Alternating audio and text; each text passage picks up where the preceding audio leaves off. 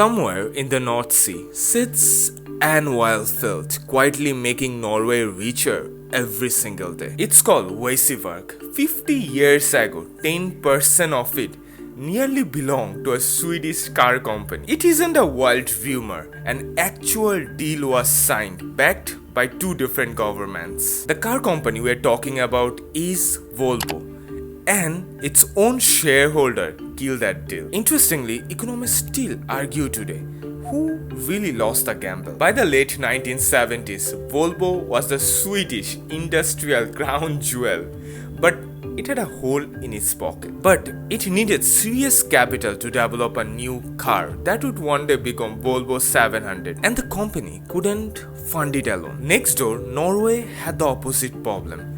Too much oil and too fast. A decade earlier, discovery of an oil field have turned Norway from a nation of fishermen and sailors into petro state overnight. Norway wanted to spend that money into new industries, so the nation's whole economy doesn't rely on oil only. Two countries with two different gaps. Then in 1978, someone from the Norwegian government have an idea actually. What if each country's problem is another country's solution? It became the Volvo Deal. Norway would buy 40% stake in the Volvo.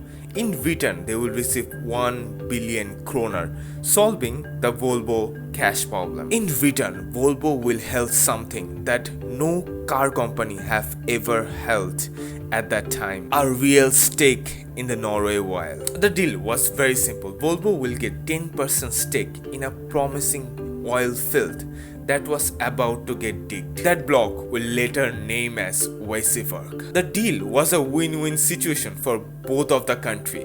Norway would get 3,000 to 5,000 employment within the next 5 years, and Volvo got its capital. In fact, the Norway government appointed a state oil CEO to help Volvo to prepare for the licensing bid. By May 1978, the deal was signed, but a signature wasn't the finish line. Volvo would need a sign from 2/3 of its shareholder to make this deal possible, and that's where everything started to go south. The Volvo CEO was fully behind the deal. On the Swedish side, one of the country's most powerful financier led the opposition. His argument was simple and brutal.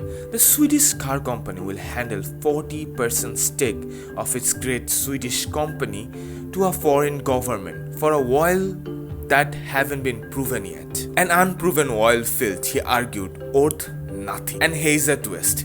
Plenty of Norway people agreed for the opposite reason. If the oil field turned out to be valuable as promised, trading it away for a car company that could lose its valuation overnight. But I feel like both sides wanted safer assets for themselves. The pressure built through the winter. Then on January 26, 1979, Volvo did something that is quiet but fine. Simply cancel the meeting where the board was supposed to have. There was no dramatic no.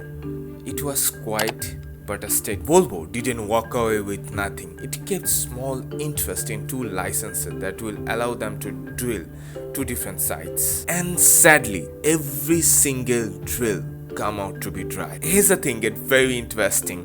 In the same year, Norway discovered one of the largest oil and gas site ever found on Norway, and it's called Oseberg. We have discussed little bit ago. If Volvo kept that 10% share on that oil field, it would cover 300 million barrels over the next decade, along with rest of the oil income, and invested that money in the government pension fund, which would now become one of the largest pension fund in the world, with over $2 trillion under its management. Roughly $400,000 for every citizen in paper. Volvo never did get the oil company, but it has found its capital elsewhere. It launched the Volvo 700 series without the Norwegian money. 2 decades later, the company was sold to Ford. It changed hand again, bought by a Chinese company, Geely, and the company still owns it today. Was it really the Volvo's mistake? The shareholder who killed the deal weren't reckless. They looked at an unproven oil field against a guaranteed promising company. Some decision looked like a mistake